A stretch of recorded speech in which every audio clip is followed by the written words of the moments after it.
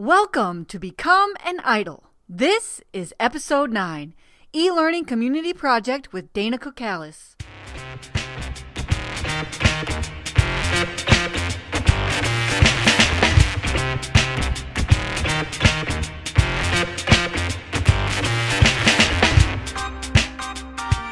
I am Dr. Robin Sargent, owner of Idol Courses. This is the place where newbies come to learn and veterans share their knowledge. In this episode, I'll be chatting with the LinkedIn famous Dana Kocalis about her journey to become an idol and the eLearning community project she led and learned from last year. Dana is the owner of eLearning by Dana and a regular LinkedIn conversation starter. Last year, we met when she started the eLearning community project by posting on LinkedIn. Stay tuned to hear all about it.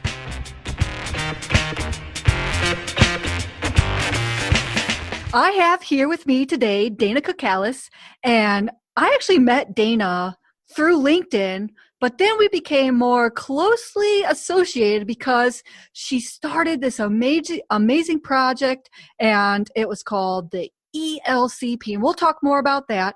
And so I got into this eLearning community project with Dana, and we just kind of built a bond over shared instructional design and online learning and working with community.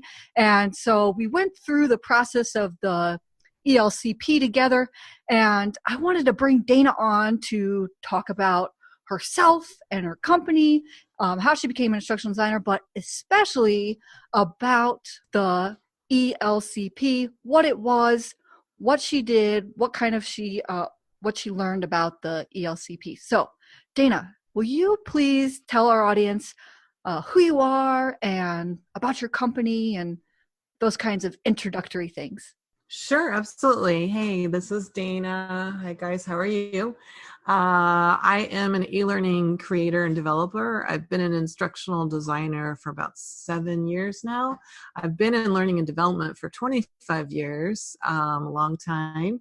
And so now I've decided to go with my own company as a freelance contractor with eLearning by Dana, and I'm staying very busy, and it's very exciting. I've been in business for about a year now, and clients seem to love my work. So that is me. That's awesome. So you are a true idol too, right? You're an instructional designer and an online learning developer. Yes, definitely. Yeah, I started with instructional design. I know we'll get more into that, but I started with instructional design, ILT courses, and then jumped into e-learning just to see what everything was all about. So how did you actually land your first instructional design job? Like, where were you? And then when did you get your title? That is interesting. So the short, long story, or the long, short story is I started at Sprint PCS with really finding out what instructional design was. We had one instructional designer on staff, and I kept going over to her cubicle, whether she wanted me to or not, and asked her all kinds of questions about instructional design. Then I got introduced to eLearning Heroes and Articulate. So I started reading all of their articles, and it wasn't until later, I would have to estimate maybe 7 years later, 10 years later, that I got my first actual instructional designer title at a company, at a mortgage company, where I did 100% storyline in e-learning development. How did you make that switch? I had been doing e-learning development a little bit here and there for different companies that I worked for, but it wasn't my 100% job. And before I got hired for this mortgage company, I was really thinking, because I had tried so many times, been on so many interviews, I didn't have the experience, I didn't have whatever they were looking for. And I even thought to myself, like, is this something that I should really still do, or should I give up and start from scratch again, because it's something I'm doing is not working? And it was literally, no joke, like a few days after that all of a sudden I land this instructional design role at the mortgage company. So destiny was just telling me not to give up, I guess. That's how we find love too, right? Right, exactly. Just don't give Or up, do give man. up, and then you'll find the right person. Exactly. Or do give up. So Yeah. what did you, Yeah. I mean, what did you make any kind of changes to your resume? Did you have a full portfolio? Like, what do you think it is that helped you land that first job? That's a great question. So I had built the portfolio all along, but what I found is that as you gain more experience and more knowledge and more practice, your portfolio becomes better and better and better. So the portfolio that I was showing was obviously not up to par with what people were looking for. So right before I landed that job, I redid everything, my entire portfolio. I didn't have anything online. I didn't have a website, but I had some stuff that I created for ILT courses. I had, I think, one or two sample storyline courses that I put together. They were fresh and new at that time. And I really think that helped me land the job because it was fresh in my memory about how I built the course so I could talk about it intelligently. And it was just, I think one of the big things about interviewers and people who want to hire instructional designers is are looking for the next fresh idea. And I was able, because I kept my portfolio current, I was able to show them, I guess, something new that they liked or whatever they liked about it. That's why they hired me. And they literally hired me. I interviewed Thursday and I got the call Saturday that I was hired to start like the next week. So it was a really quick progress. So when it's meant to be, it's meant to be. Yeah. Did you also get a salary bump? That's a great question. So with that job specifically, I was hired in a certain salary, and then if I made a quota within 30 days to design like 10 courses, they were compliance courses, so they were pretty easy to design because it was just transferring text from one course to another. But if I think the agreement was 10 courses, they'd bump up my salary like $10,000. So you better believe that I worked my bleep, bleep, bleep, bleep off to make sure that happened, and it did.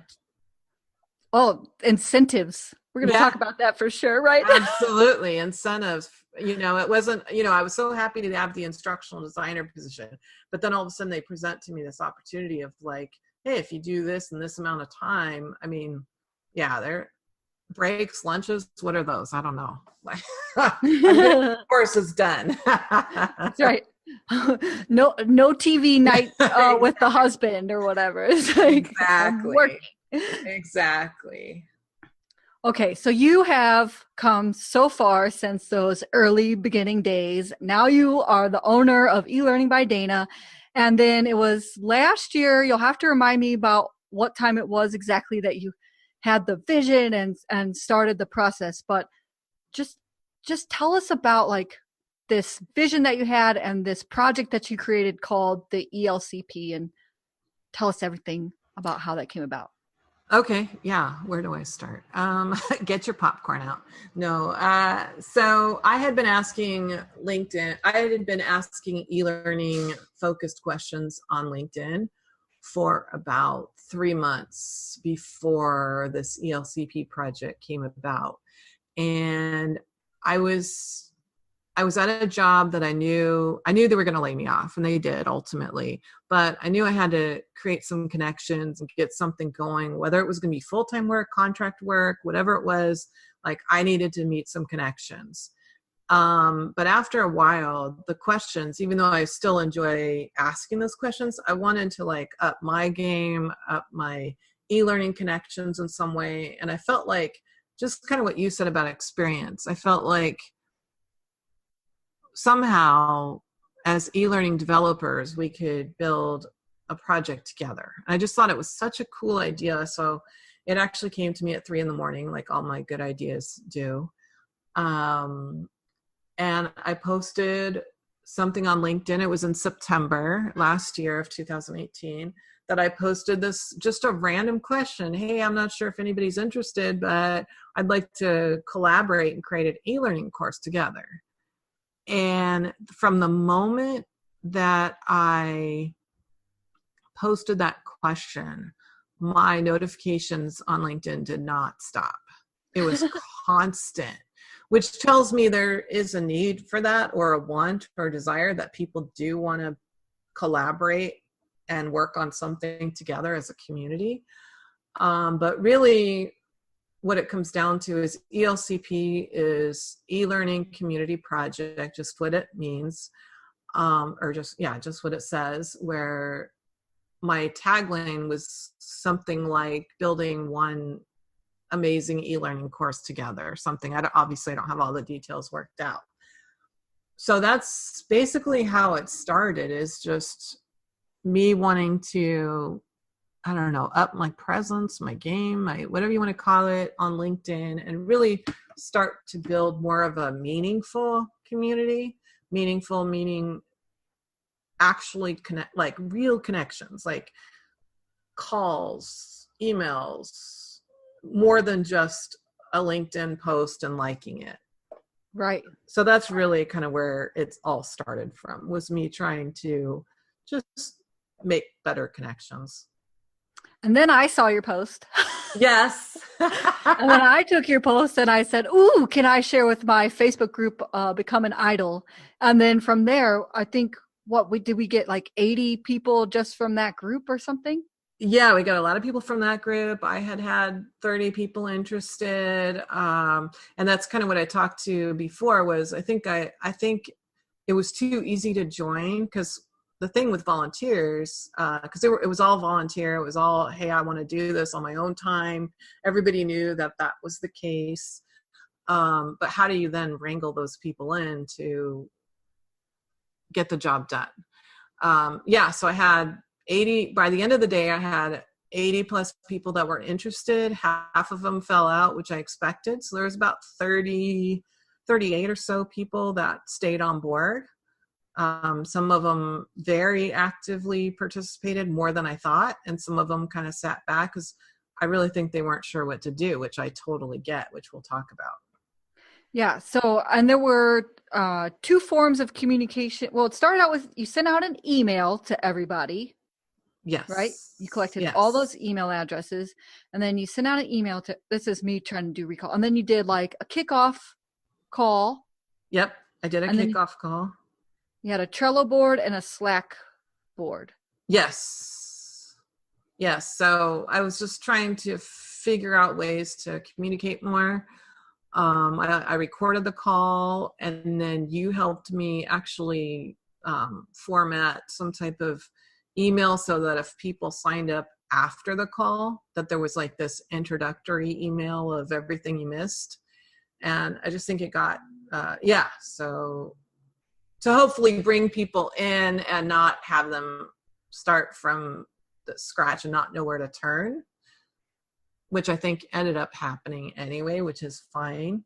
But it just, the whole thing from beginning to end taught me so much about myself, about the e-learning community. I mean, there's a lot of great people out there. I did have, I guess we'll get into it, but I just want to say, like, I did have a couple people give me feedback about they loved being on this project. Like, they were going through their own stresses in life, and this was kind of a fun way to communicate with like-minded people. Yeah. So I guess, we could talk about the conclusion now, and then we can kind of walk backwards into Sorry. Yeah, sure. I always do everything backwards. Backwards design model. Yep, exactly. So, all right. So let's go ahead and get out there. I feel like we're like stepping around, kind of.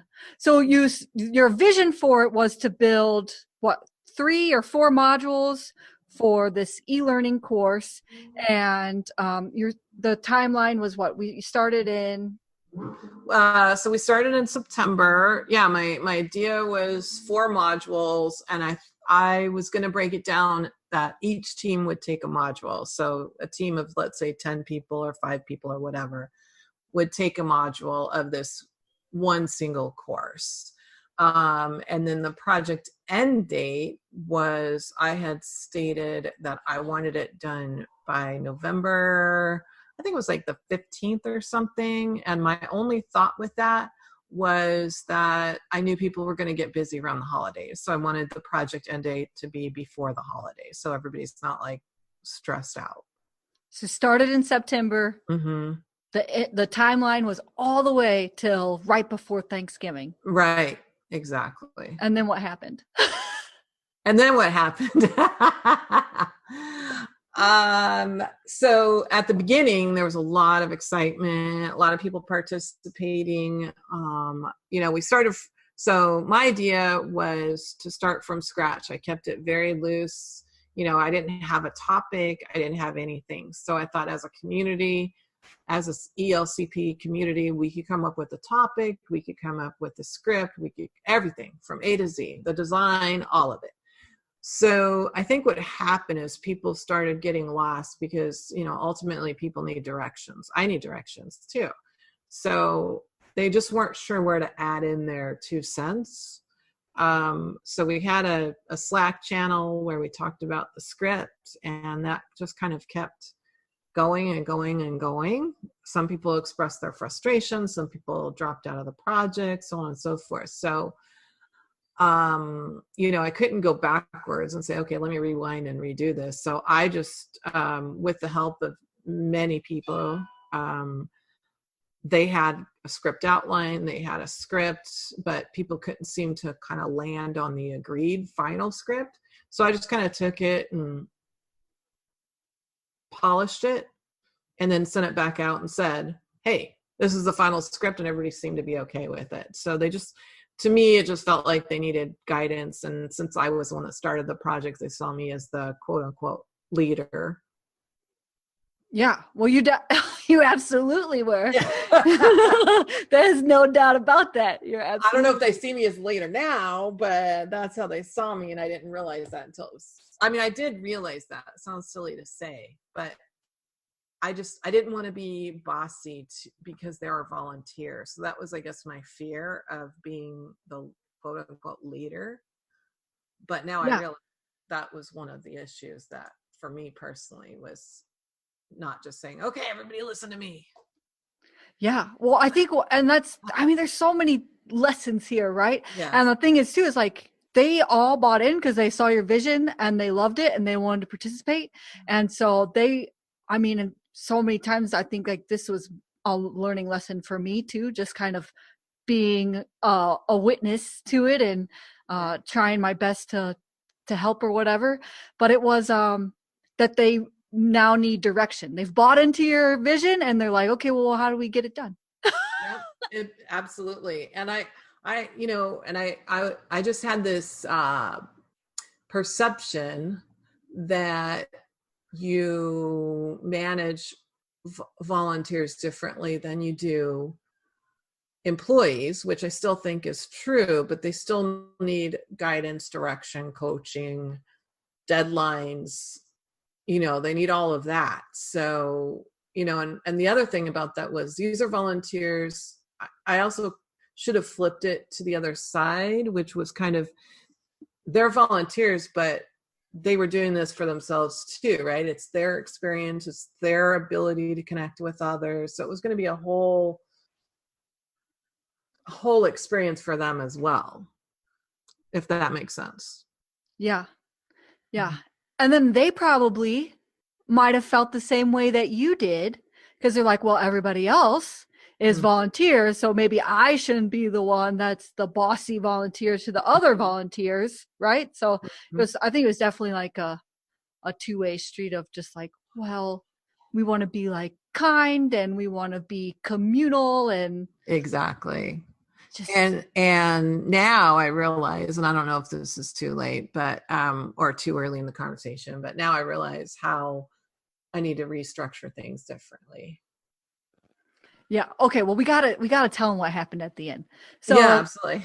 Okay. So you started it in September. It was supposed to end by November, and I'm just going to recap what I think happens. You come and correct me. All right. And then we kept pushing out the deadline because just like you said, like people weren't finishing the scripts. They're going back and forth and this and that. And that was even kind of, how long did it take us to even come up with the idea? The final idea was, how about an e-learning course about what is e-learning, right? Mm-hmm. And then finally like, okay, good, that's their idea. And then, okay, now we have to write out scripts and we have to do the analysis piece. And so we just kept pushing out the date. And then finally, when we finally had a solid script and it was time for voiceover, well, then we had to do graphics and kind of like, well, how's this template going to look? And then like, oh, who's going to own the look of the course and who's going to develop? And we had so many people that were supposed to develop, and you're like, well, how do all these people develop at the same time and it all look the same and no match? And so it just went all the way until when did you like just cut it off? I think, well, I think in my mind, even though I wanted to keep it going, I think in my mind, by the time the holidays hit, I was already like, okay, I don't think anybody's going to participate. But then some people kind of showed interest, or where are we at, or whatever. So, you know, I want to say it lasted, and put real big quotes around that. It lasted longer, like into December. But the reason why I want to put quotes around that is I really think it was done November-ish, because people really started, and I totally understand that. I mean, if this was structured differently, so I take full responsibility. If this was structured differently, then I think we could have done it. But the fact that they were missing structure, and then I kept pushing back deadlines because I didn't see enough movement. It just ultimately didn't get done. But I would say the project ended, in my best guess, like right before Thanksgiving, even though people were still kind of a couple people were still trying to get it going. I would say end of November. Yeah. And then the final product that we had was was module 1 without the assessments. Unless you finished those. Did you finish them? No. So it was going to be this huge course. So if I could talk about that. So it was going to be this really cool course where like it was going to be kind of a story. So this character, she was on her way to an e-learning interview on a subway. And while she's on the subway, these different characters were going to come in. I guess I thought I was Walt Disney or something. These characters were going to come in and help her explain what e-learning is. And there was going to be this like cool YouTube vibe to it. I don't know. It looked like a really fun course. I think if there was more time and, anyway, I just think it could have been really cool. But yeah, what we ended up with, you're right, was module 1. It was just the voiceover, which the voiceover talent was amazing. If I can just talk about that just for a second. So my idea was to not only bring e-learning developers together, but to also bring in different people with different skills. And ultimately what we got was like professional voiceover talent, which blew me away. We had graphic designers, we had a copywriter, we had all of these different people with all of these different skills. And that was like the next level of how do I manage these skills and how do I get them to work together, like in this really communal forum, really. But everybody did great. But the end result was this one module, which you sent to me, which was amazing, because the voiceover talent, like the one guy, he sounds like the overhead speaker in the subway, like now boarding. I mean, it was just truly amazing what these people gave.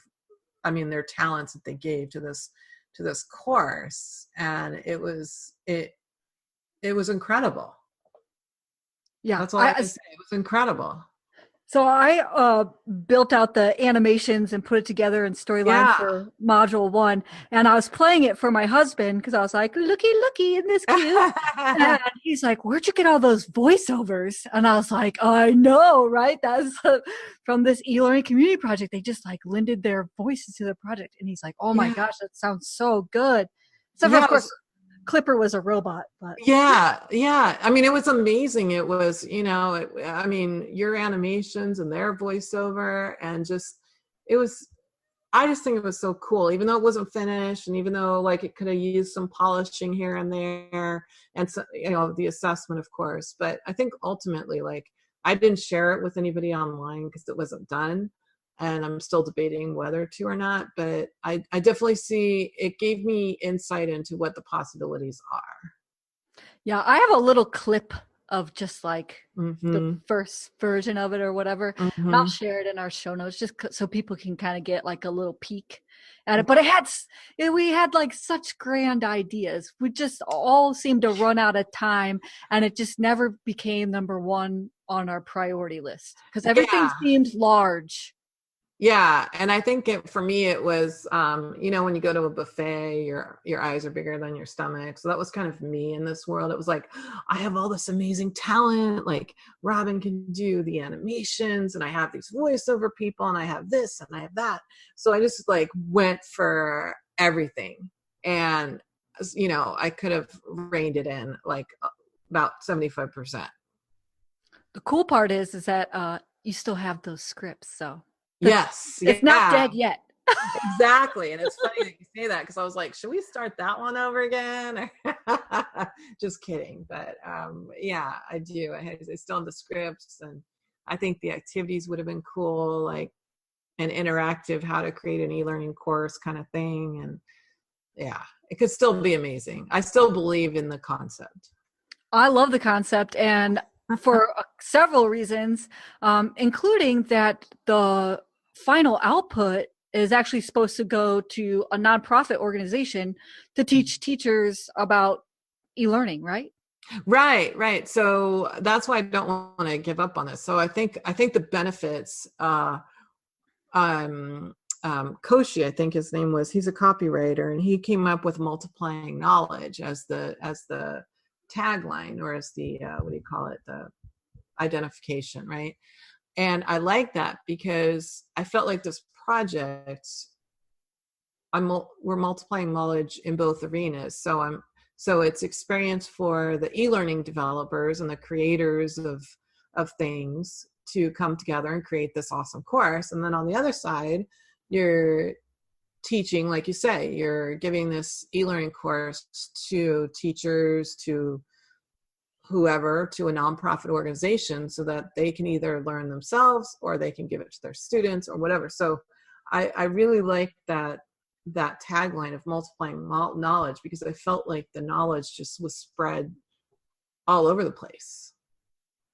Yeah, and it just gave so even especially for, I mean, maybe we're talking about your next project already, but I really like the idea of giving people who are new to instructional design kind of a an insider's look at what it should look like, as far as like when you have an e-learning team, and how that project management should flow, and how you can like find your own space within that project team, Mm-hmm.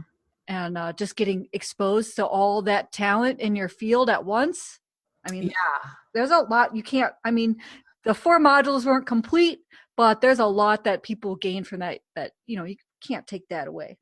Yeah, and I hope they did. I just, my one concern once I was done, like in my head mentally with the project, was I hope that I didn't deter people from doing e-learning, because if this is how a project's, because I did feel it was messy. I'll be honest with you. I did feel like it was messy, and you can't turn the ship around, right? So it just was what it was. But I was like, oh my gosh, I hope I didn't like discourage people from doing something like this again, whether it's mine or somebody else's, or I don't know, but it just, people didn't know where to go or what to do. So therefore, maybe it seemed also messy in their mind that e-learning was messy, and it's not. And that's why for this next one, like I say, which we'll talk about, but I want it more structured. I want roles. I want assignments. I want everybody knows their place,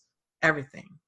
Yeah, more like an assembly line. Absolutely. Absolutely. And you don't even join the project until your assembly line is ready to go. Like the script is written, we only need so many people for that part. Then your part is done. Then we need that kind of thing.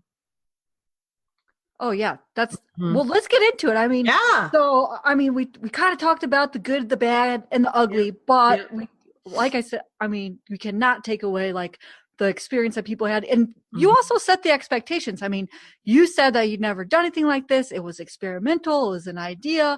People obviously like they resonated with that idea. They wanted to join in. And so, they kind of got to see like, it was almost like a, what do you call it? An experiment of, like not an anthology. What, an anthropomorphic? Nope. Come on, help me out. What's it called? I'm not sure. Say experiment. It's experiment, whatever. But you know what I mean? Like the study of human beings. Oh, yeah. Anthropology. I was going to say anthropology, right? Yeah. All right. Well, it's a study on human beings and just kind of like communities and what that looks like. And so one thing to add to that is so I earned my master's degree in May of 2018. And most of that time I did research on social learning, and specifically social learning in an online platform. And I didn't know, like everybody kept asking me, what does that mean? How are you going to incorporate that? I wasn't sure. And then once this eLCP project came up, I'm like, oh my gosh, this is part of that, because it's just a complete social learning experiment, right? Like you're creating the learning, but you're also learning yourself. I mean, there's so much to learn in that one experience.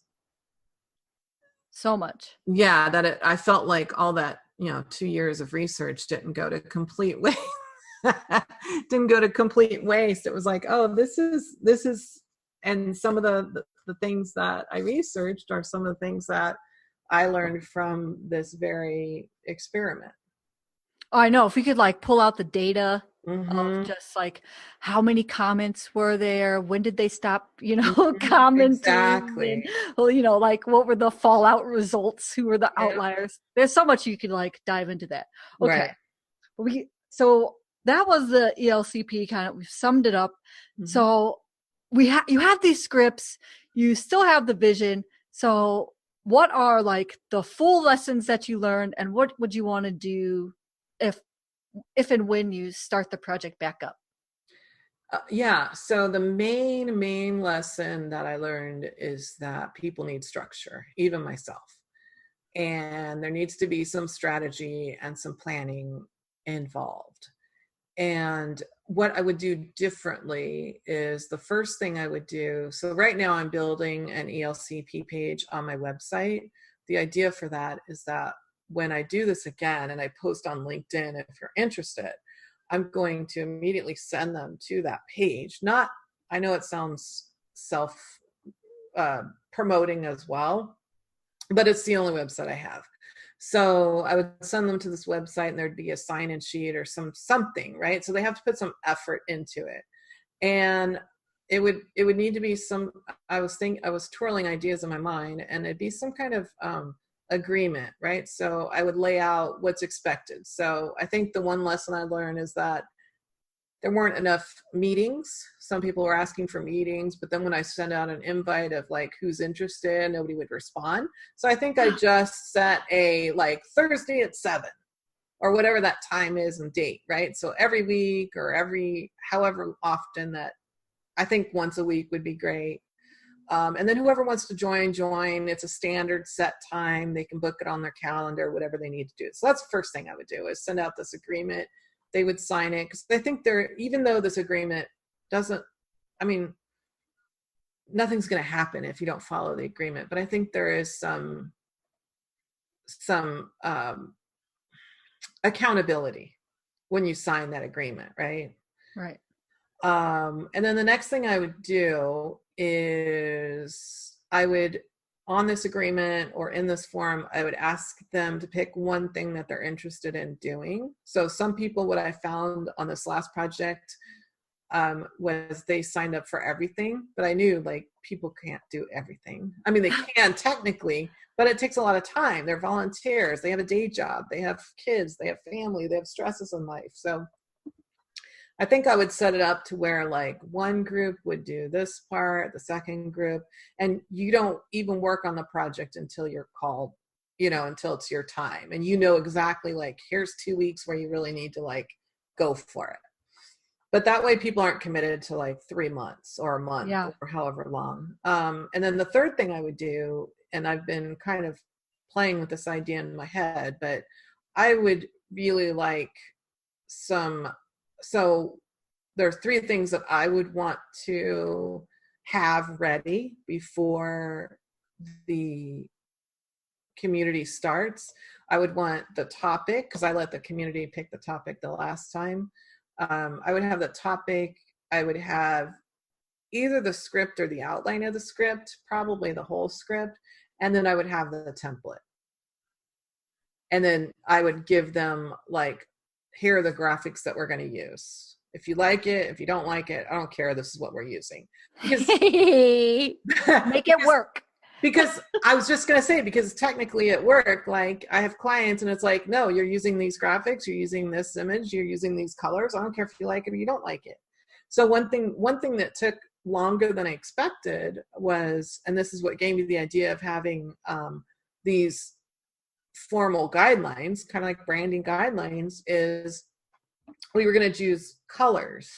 And that took way longer than I expected. I'm like, yes, colors are just colors, but it's like everybody voted on their favorite color palette. Yeah, everybody voted on their favorite color palette, but it took a while to vote. Then when they voted, they're like, well, why did we choose this? And I'm like, well, we voted on it. So there was a lot of, so I think if you just choose something and you present it to them and they want to contribute, they're just going to contribute. They're not, you know what I mean? You take away some of those options. Yeah. You know what's funny about those colors? Though, yeah. It was actually my color palette that won. And all I did was just put my brand colors in there. Right. I know. And I loved it. And it's like, okay. And, some people like the other colors. And so, and when you get to voting, the one thing I found, and I find this in corporate too, even if it's like, what kind of pizza are we going to have? I mean, I've had so many weird stories about people in a classroom voting for like what kind of pizza they want. It's like, no, we're not having choices. We're ordering 3 pepperoni and 1 cheese. So it's kind of the same way for color palettes. It's like everybody has their own subjective, like what colors they want. And I'm just going to give them the formal branding guidelines for the next project. Just like you say, just like at work, you get branding guidelines, you have to work within those guidelines.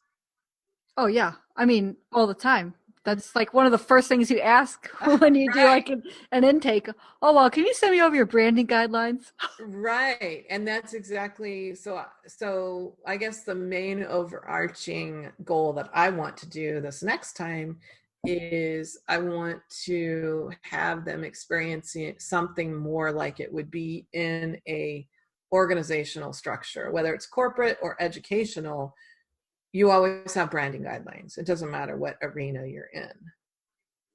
I think that's awesome. And I think it also just further enhance people who are joining because they want to get a taste of e-learning development or instructional design or being on those kinds of projects. And so for them to see what it really looks like kind of in a corporate environment, I think that's going to be extremely valuable. And we should also add some kind of a incentive, like a badge or something like that, or they get their names in a credit roll at the end of module 4 or something. Yeah, absolutely. I mean, I had a credit roll planned. Everybody was going to get the course, so I'd have to figure out. That's the other thing that I'm kind of lost in right now. So I have all the way up until the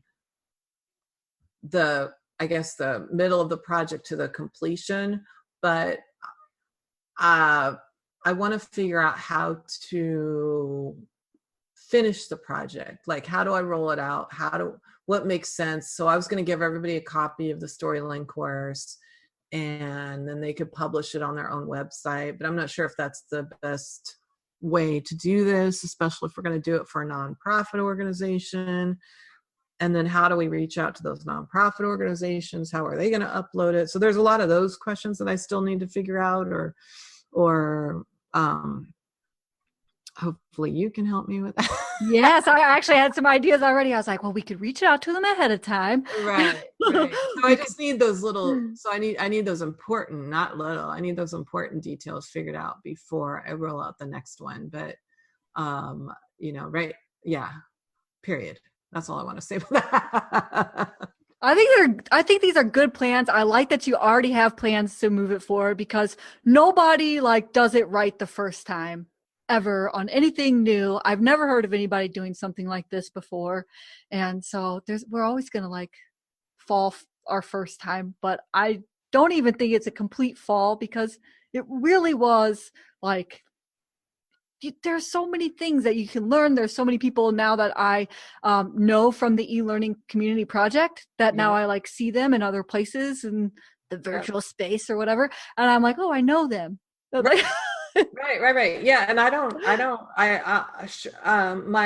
it's funny that you say that, because my article was going to be titled something like The Successes of a Failed Project, but nobody would get it except for you and me. But I think I might still call it that, because I think there was, at least in my view, everybody has their own opinion or their own thought about it. But in my view, it was pretty successful in that, yes, it was experimental. Yes, we didn't get a course. We didn't get it on time.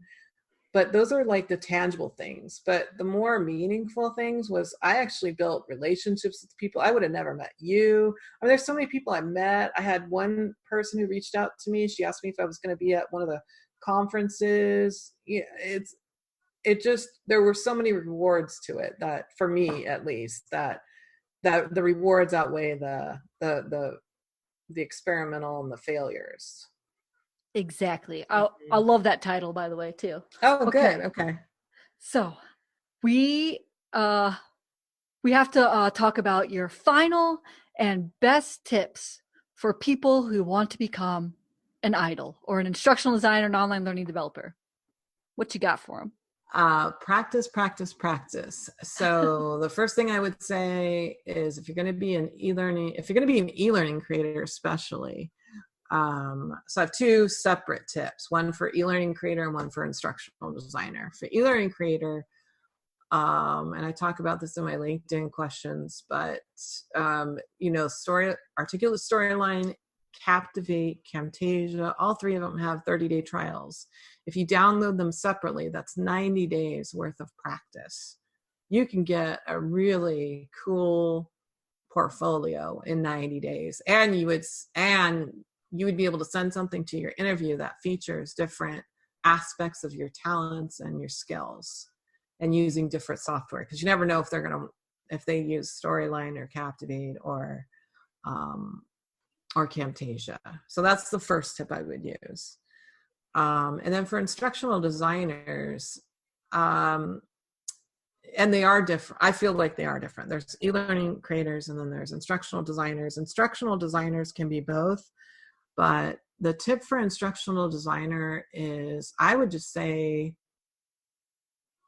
if you're currently, so I'm going to take it from the world of, if you're currently in a learning and development position, but you're not technically doing instructional design, experiment around, create a PowerPoint deck, 2-3 slides, practice, imitate what you see that you like from others, and just start to understand, because when you do it, you start understanding why they format it the way they did, right? But if you're just reading articles, that helps.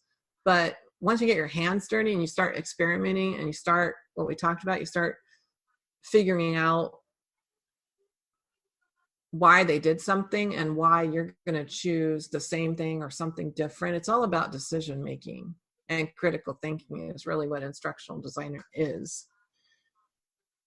Yeah, exactly. I love that your tips are all about the practice of instructional design, the practice of e-learning development. Like I just think practice is so key. And I've put it out there, and there's schools of thought that you should, I don't know. There's some schools of thoughts that from some people where it's like, oh, you don't need a portfolio, or you shouldn't have a portfolio. And I think that's strange, because every interview that I've been to, they want to see a portfolio, and that's almost more important than the experience. Heck yeah. And they'll also make you take a test. I don't know about you, but all of them make me take tests. Yeah. And it's funny they say that, because I recently, it wasn't a test per se, but it was, we're going to give you this information and you have to create an e-learning course with it. Yeah. Or okay, an assessment. It was an assessment. And so if you don't, and they're expecting in a pretty short turnaround time. So if you don't practice your skills with your 30-day trials, then you won't know where to go. That's so key. That is critical. Yeah, it really is. I mean, that's, anyone who wants to be an instructional designer, e-learning person, that is my ultimate advice, is just practice. Because even in PowerPoint, you can create original custom graphics in PowerPoint if you know the tools. I'm doing that right now. Right. Right. Like PowerPoint is not just for presentations, like, and Articulate Storyline or Articulate eLearning Heroes says that all the time too, but you can create custom characters, custom animations, custom this, custom that. I mean, I saw somebody create a Pac-Man game within PowerPoint. So it's really an incredible tool. You just have to know how to use it. Yeah. You can even edit SVG images, which are like vector images, in PowerPoint. Exactly. So I would say know your tools, get to know them. I feel like instructional design and e-learning, it's just one of those careers that you have to be completely passionate about. And there's so much to be passionate about. And Dana, I just want to thank you so immensely for, first of all, your vision for the e-learning community project. I really encourage you to start another one. Give yourself a break for sure. Yes. But when you start another one, I'm going to be there with you, and I'm sure the Become an Idol family would want to join in too. But they'll be following the rules. And so thank you so much for your time, your wisdom, your insight, and all that. I'm probably going to have you on talk about something else later too. Thank you, Robin. Thank you so much. Thank you so much for listening. You can find the show notes for this episode at idlecourses.com. If you like this podcast and you want to become an instructional designer and online learning developer, join me in the Idle Courses Academy, where you'll learn to build all the assets you need to land your first job, early access to this podcast, tutorials for how to use the e-learning authoring tools, templates for everything course building, and paid instructional design experience opportunities. You can sign up for the waitlist at idlecourses.com. Now get out there and build transcendent courses.